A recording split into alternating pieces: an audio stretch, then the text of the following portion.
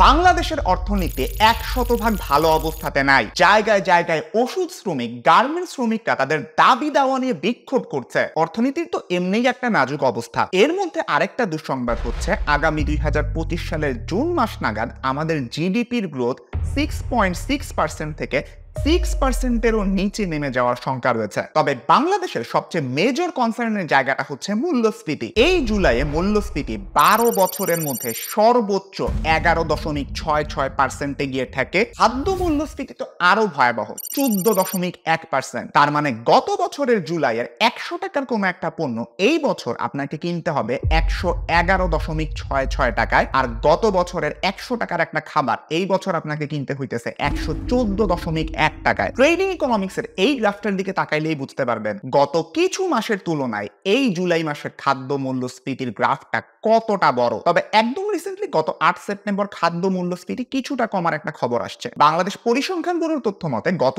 জুলাই মাসে খাদ্য মূল্যস্ফীতি ছিল ১৩ বছর ৪ মাস বা ১৬০ মাসের মধ্যে সর্বোচ্চ। এর আগে সর্বোচ্চ খাদ্য মূল্যস্ফীতি ছিল ২০১১ সালের এপ্রিলে ১৪.৩৬%। এরপরে আর কখনো খাদ্য মূল্যস্ফীতি ১৪% উঠেই নাই। এই ইনফ্লেশন রেট ২ থেকে ৩% হওয়াটা স্বাভাবিক, কিন্তু স্বাভাবিকের তুলনায় ৫ থেকে ৬ গুণ বেশি হইলে বুঝতে হবে ওই দেশটা একটা ভয়াবহ পরিস্থিতির মধ্য দিয়ে যাইতেছে। ১১ বা ১৪% ইনফ্লেশনের বোঝা মাথায় নিয়ে বাংলাদেশের অবস্থাও কিন্তু এখন অনেকটা এইরকম। মূল্যস্ফীতির সমস্যাটা ব্যাখ্যা করলাম।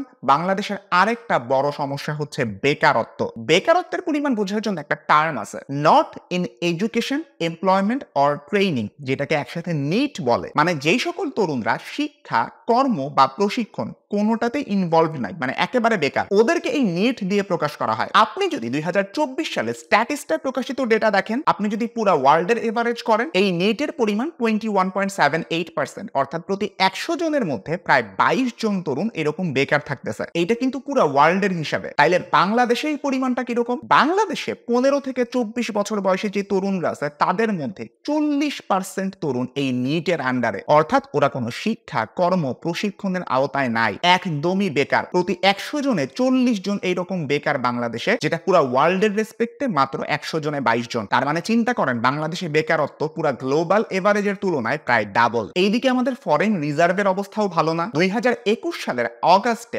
$৪৮ বিলিয়ন রিজার্ভ মে ২০২৪-এ কমে ১৮ বিলিয়নে নেমে গেছে। এখন অবশ্য সেটা ২০.৫ বিলিয়ন ডলারে পৌঁছাইছে। আইএমএফ এর কাছ থেকে লোনও নিতে হয়েছে এই সময়টাতে। অর্থনীতিতে একটা টালমাটাল অবস্থা চলতেছে, এটা বলাই যায়। আর এইটার পিছনে বিগত শেখ হাসিনা সরকারের দুর্নীতি খুব বড় রকমের একটা প্রভাবক হিসেবে কাজ করছে। নাম্বার 1, ইসলামী ব্যাংকের অর্ধেকের বেশি ঋণ এস আলমের কাছে গেছে। ওরা একদিকে যেমন ১৮,০০০ কোটি টাকার ফরেন কারেন্সির সমান টাকা সরাইছে, তেমনি ভাবে ব্যাংক থেকে ঋণের নামে প্রায় ৮৫,০০০ কোটি টাকা লোপাট করছে। সব মিলায় প্রায় ১,০০,০০০ কোটি টাকার উপরে ঋণ নিছে এই এস আলম। এখন তো সালমান এফ রহমান ডিবি হেফাজতে, ওইখানে উনি জানাইছেন এস আলমের পাচার করা টাকার অর্ধেকই গেছে শেখ রেহানা আর জয়ের কাছে। ডায়মন্ড ওয়ার্ল্ডকে নিয়ে রিসেন্টলি কাহিনীটা তো আপনারা সবাই জানেন। এনবিআর কর্মকর্তাদের হিসাবে গত ১৫ বছরে ২৫,২০০ কোটি টাকার ভ্যাট দেয় নাই এই প্রতিষ্ঠান ডায়মন্ড ওয়ার্ল্ড। আর এই প্রতিষ্ঠান টাকার দিলীপ কুমার আগরওয়ালার, যিনি কিনা আওয়ামী লীগের সর্বশেষ ২ কমিটির উপকমিটিতে শিল্প বিষয়ক উপকমিটির সদস্য ছিলেন। আর সালমান এফ রহমানের বিরুদ্ধে তো শেয়ার বাজারে জালিয়াতি করার অভিযোগ আছেই। সরকারি বেসরকারি বিভিন্ন ব্যাংক থেকে প্রায় ৩৬,০০০ কোটি টাকা ঋণ নিয়ে আত্মসাৎ করে বিদেশে পাচারের অভিযোগ রয়েছে তার নামে। এই সব কিছুর সাথে ২০২২ সালের রাশিয়া ইউক্রেন যুদ্ধ, এর ফলে জ্বালানির পাশাপাশি খাদ্যশস্যের দামও রেকর্ড ভেঙে ফেলে। বেসিক ইকোনমিক্সের সাপ্লাই ডিমান্ড সূত্র মাইনা সবকিছুর দামই প্রচুর পরিমাণে বেড়ে যায়, যেখানে মানুষের ডিমান্ড সেম ছিল কিন্তু সাপ্লাইটা কমে গেছিল। এতক্ষণ ধরে পুরো যদি সামারি করি, ব্যাখ্যা করলাম যে বাংলাদেশের ইকোনমি আসলে কি কারণে আমরা বলতেছি একটা খারাপ অবস্থার মধ্য দিয়ে যাইতেছে, এন্ড এইটার পিছনের কারণগুলো আসলে কি কি। এখন আপনাদের প্রশ্ন হইতে পারে এইগুলা সমাধান করার জন্য অর্থনীতিবিদরা আসলে কি কি জিনিস সাজেস্ট করতেছেন। এইটা সমাধানের উপায় হিসেবে ২ জন এক্সপার্টের মতামত আমি বলতেছি। একজন হচ্ছেন ঢাকা বিশ্ববিদ্যালয়ের অর্থনীতি বিভাগের অধ্যাপক সেলিম রায়হান, উনি কনভারসেশনে একটা লেখা লিখছেন একটা কলামে। আরেকজন হচ্ছেন অধ্যাপক কুনাল সেন, ইউনাইটেড নেশনস ইউনিভার্সিটির world institute for development economics রিসার্চের ডিরেক্টর। ওনারা যে উপায়গুলো বলতেছেন,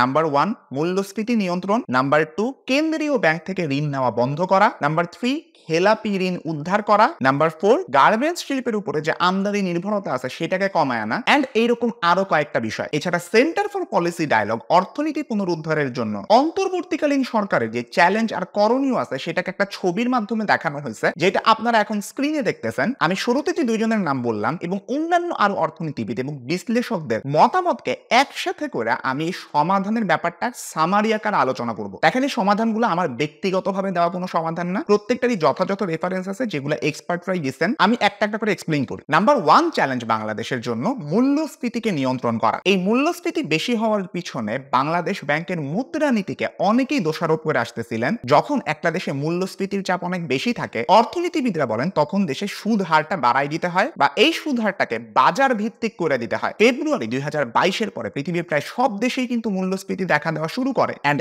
এইটাকে ঠেকানোর জন্য দেশগুলা প্রথমেই নীতি সুদ হারটা বাড়ায় দেয়। তার মানে আপনি যদি লোন নিতে যান আপনাকে অনেক বেশি ইন্টারেস্ট দিতে হবে, এই কারণে মানুষ লোন কম নিতেছিল, এন্ড পাশাপাশি মানি সাপ্লাই অর্থাৎ টাকার পরিমাণটাও কমা যায়। যুক্তরাষ্ট্রে তো গত 23 বছরের মধ্যে সর্বোচ্চ সুদ হার ছিল, এন্ড এইটার মাধ্যমে ওরা ওদের ইনফ্লেশনকে কন্ট্রোলে আনছে, সাথে অর্থনীতিকেও চাঙ্গা করছে। কিন্তু বাংলাদেশ এবং আরেকটা দেশ তুরস্ক এই ব্যাপারটা নিশ্চিত করে নাই। এই কারণে কিন্তু দেখবেন অক্টোবর 2022-এ তুরস্কের ইনফ্লেশন 86% পর্যন্ত পৌঁছায় যায়। এখন আবার কিন্তু এটা কইমা 52%-এ নামছে। প্রবলেমটা হইতেছে আপনি যদি সুদ হারকে বাজার ভিত্তিক না করেন, খুব কমে বা সহজেই ঋণ নিতে পারার সুবিধাটা করে দেন, তাইলে বাজারে টাকার সাপ্লাই বাড়ায় মূল্যস্ফীতি তৈরি করে ফেলতে পারে একটা বিশেষ গোষ্ঠী। এন গ্রেগরি ম্যানকিউ এর ম্যাক্রো ইকোনমিক্স 11th এডিশন বইয়ের মধ্যে একটা সূত্র দেওয়া আছে, অর্থনীতিতে মানি সাপ্লাইকে আপনি যদি এম ধরেন তাহলে এম ইকুয়ালস টু হচ্ছে কারেন্সি অর্থাৎ জনগণের হাতে যেই পরিমাণ টাকাটা আছে প্লাস ডিপোজিট অর্থাৎ জনগণ ব্যাংকে কত টাকা জমা রাখলো সেইটা। এই কারেন্সি আর ডিপোজিটের যোগফলে হইতেছে একটা দেশের মানি সাপ্লাই।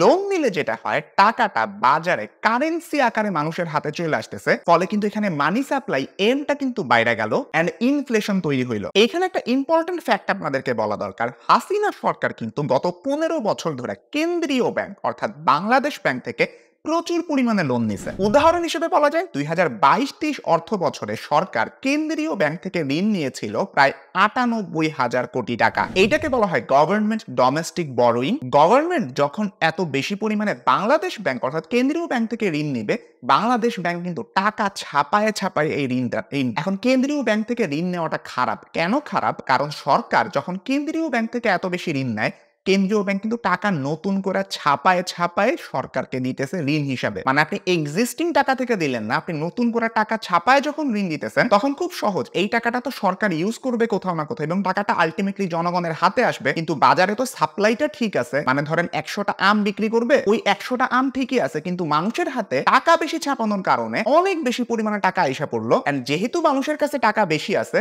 যে আম বিক্রি করবে সে আমের দামটাও বাড়াই দিবে, কারণ সে জানে ওর কাছে তো বেশি টাকা আছে, এন্ড এইভাবে কিন্তু মূল্যস্ফীতিটা বাড়ে। আর মূল্যস্ফীতি যখন নিয়ন্ত্রণের বাইরে চলে যেতেছিল, এইটা দেখা গত বছরে সরকার কিন্তু কেন্দ্রীয় ব্যাংকের কাছ থেকে ঋণ নিতে যায় নাই, ওরা বাণিজ্যিক ব্যাংকের কাছ থেকে ঋণ নেওয়া শুরু করে। আবারও বলতেছি, কেন্দ্রীয় ব্যাংক থেকে ঋণ নেওয়া আর বাণিজ্যিক ব্যাংক থেকে ঋণ নেওয়া তো এক না, কারণ বাণিজ্যিক ব্যাংক আপনাকে টাকা ছাপায় কখনো ঋণ দিতে পারবে না, ওদের কাছে যে এক্সিস্টিং টাকা আছে ওই টাকা থেকে ঋণ দিলে ঋণ দিবে। এন্ড এইভাবে বাণিজ্যিক ব্যাংক থেকে সরকারের ঋণ কিন্তু বাইরে প্রায় 5 গুণ হয়েছিল। গত সরকার যে ভুলটা করছে এটা এই সরকার আবার করলে হবে না, কেন্দ্রীয় ব্যাংক থেকে ঋণ নেওয়া যাবে না, এইটা অর্থনীতিবিদরা সাজেস্ট করতেছেন। 3 নাম্বার জিনিস, খেলাপি ঋণ সহ সরকারি মদদে ব্যাপক লুটপাটের কারণে দেশের ব্যাংকিং সেক্টরটার অবস্থা কিন্তু খুবই খারাপ এখন। সো এই সংস্কারের কাজ অলরেডি শুরু হয়েছে। বাংলাদেশ ব্যাংকের গভর্নর যিনি হয়েছেন উনি একজন বিশিষ্ট অর্থনীতিবিদ আহসান এইচ মনসুর, ওনার আন্ডারে কেন্দ্রীয় ব্যাংকে সংস্কার হইতেছে, বাণিজ্যিক ব্যাংকগুলোতেও কাজ করা হইতেছে। এস আলমের নিয়ন্ত্রণে থাকা 8টা সহ দেশের বিভিন্ন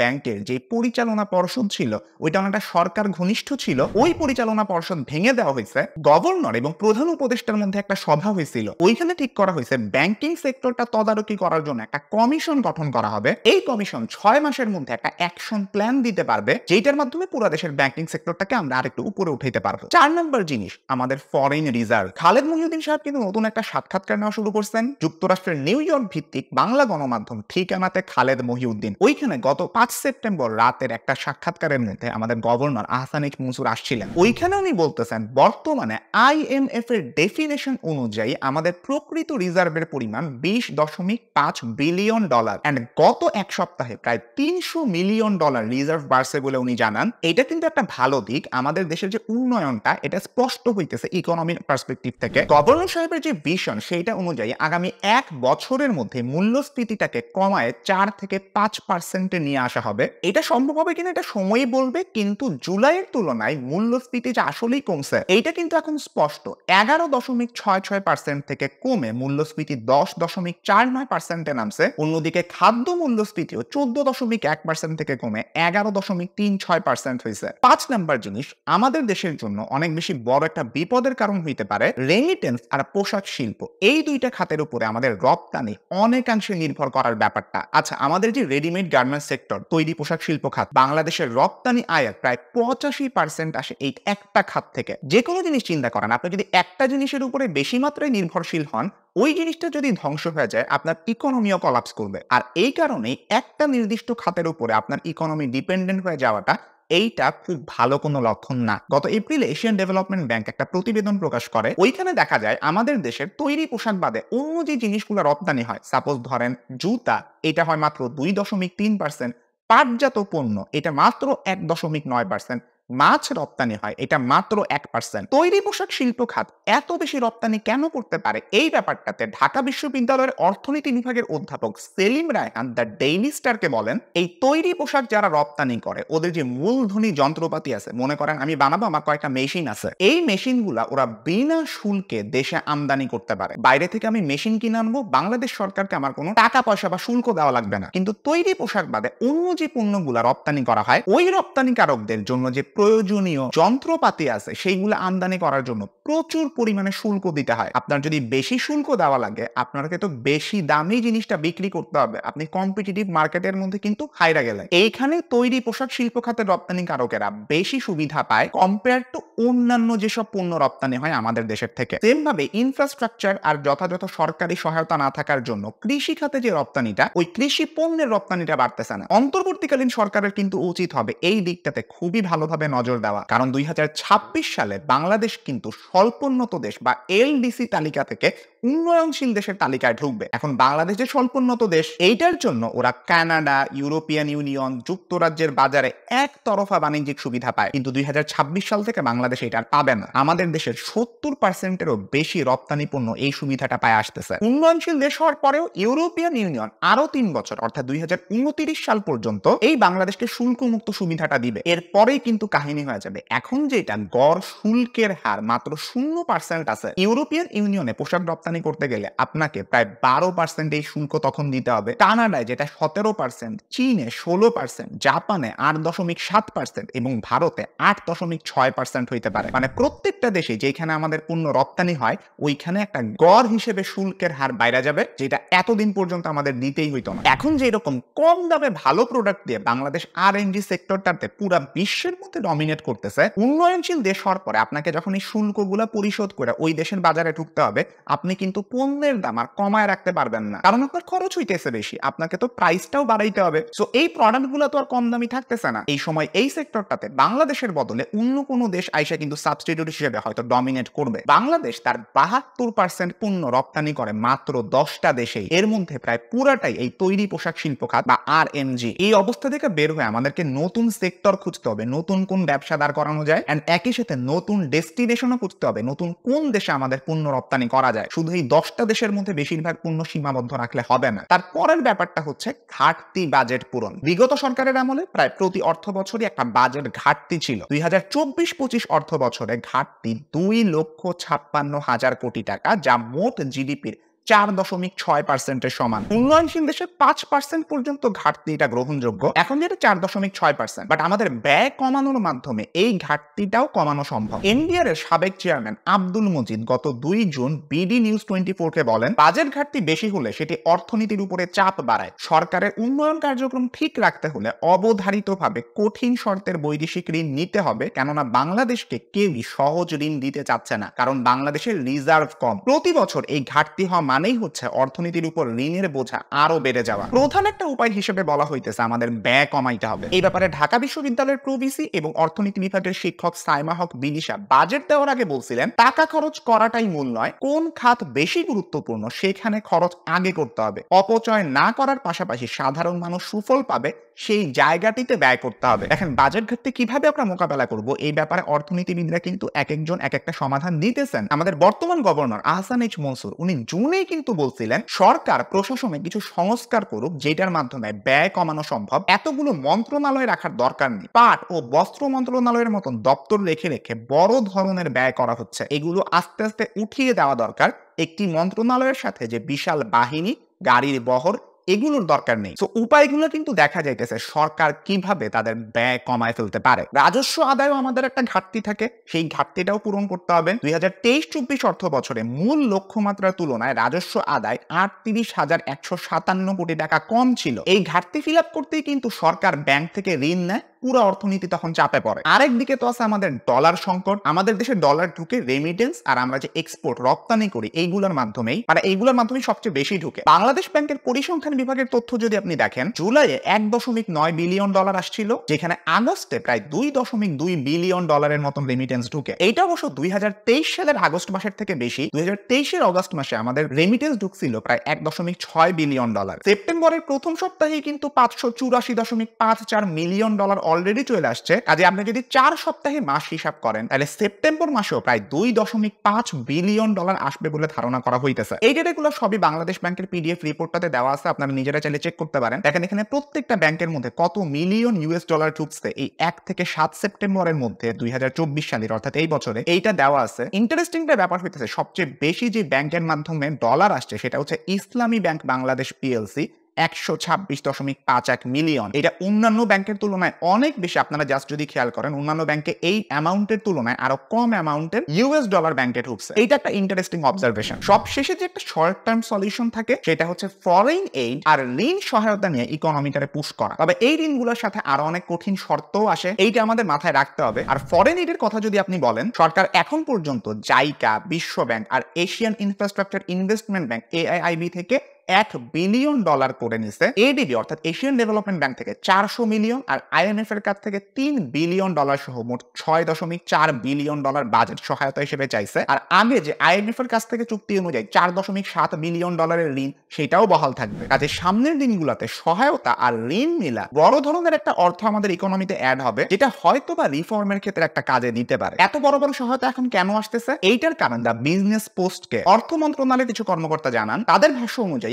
আওয়ামী লীগের আমলে এই ধরনের লোনগুলো সিকিউর করা অনেকটা ভাগ্যের হাতে ছিল। বিদেশি দাতারা এখন অন্তর্বর্তী সরকারকে অনেক বেশি ভরসা করতেছেন এন্ড এইটার কারণে সহায়তা করতে বেশি আগ্রহী হইতেছেন। উদাহরণ হিসেবে তারা জাপানের কথা বলছেন। জাপান যে বাজেট সহায়তা হিসেবে অর্থ দিতে পারে এইটা কিছুদিন আগেও কল্পনার বাইরে ছিল, তবে এখন এটা বাস্তব হইতেছে। ওকে, ওভারঅল পুরা ইকোনমির সমাধানের একটা পাথওয়ে আপনাদের সামনে সামারাইজ করার চেষ্টা করছি আমি। আরেকটা ভালো খবর হইতেছে, অন্তর্বর্তীকালীন সরকার দেশের অর্থনীতির প্রকৃত চিত্রটা যাতে জানতে পারে এইটার জন্য গত 28 অগস্ট অর্থনীতিবিদ ডক্টর দেবপ্রিয় ভট্টাচার্যকে প্রধান করে একটি শ্বেতপত্র প্রণয়ন কমিটি গঠন করা হয়েছে। এই শ্বেতপত্রের মেইন কাজ আসলে কি হবে? এইটার মাধ্যমে সরকার উপলব্ধি করবে তারা আসলে কি ধরনের উত্তরাধিকারের অর্থনীতি পাইতে যাইতেছে। মানে একটা সরকার অর্থনীতিকে একটা জায়গা পর্যন্ত আয়না দিয়ে গেছে, এইখান থেকে এখন তাদেরকেই টাইনা নিতে হবে এই উত্তরাধিকারের অর্থনীতিটা আসলে কি ধরনের হবে, দুর্নীতি কেন হয়েছে এবং মাত্রাটা কি, এইটা বলবে এই কমিটি। কিন্তু কে দুর্নীতি করছে, কেন করছে সেইটা বলাই কমিটির দায়িত্ব হবে না, এটা দেবপ্রিয় ভট্টাচার্যই বলতেছেন। এই কমিটি টাকা পাচার, মেগা প্রকল্প, ব্যাংকের তারল্য সংকট, নামে বেনামে নেওয়া ঋণ ইত্যাদি বিষয় পর্যালোচনা করে 90 দিনের মাঝে সরকারের কাছে জমা দিবে। এন্ড এইটা দেখা পরবর্তীতে সরকার কি করবে এই ব্যাপারটা সিদ্ধান্ত নিতে পারবে। এই শ্বেতপত্রটা আসলে কি বলে এটা প্রকাশ হইলে আশা করি অনেক কিছু আমাদের সামনে আসবে, অনেক ইম্পর্টেন্ট তথ্য আমাদের সামনে আসবে এবং পরবর্তীতে করণীয় কি সেটাও সামনে আসবে আমাদের কাছে। এই পুরো ভিডিওটা বাংলাদেশের ইকোনমির বর্তমান অবস্থা কিভাবে এই পর্যায়ে আসছে, সমস্যাগুলো কোন জায়গায় এবং এইটা থেকে উত্তরণের উপায়গুলো অর্থনীতিবিদরা আসলে কি কি মনে করতেছেন, এই সবগুলা ব্যাপারকে একসাথে সামারাইজ করার জন্যই আসলে বানানো। আপনার যদি এই ধরনের কন্টেন্ট ভালো লাগে আপনি চ্যানেলটা সাবস্ক্রাইব করে রাখতে পারেন এবং পাশে থাকা বেল আইকনটা প্রেস করতে কখনোই ভুলবেন না। সবাই ভালো থাকবেন, সুস্থ থাকবেন, দেখা হবে ইনশাআল্লাহ পরবর্তী ভিডিওতে। আল্লাহ হাফেজ।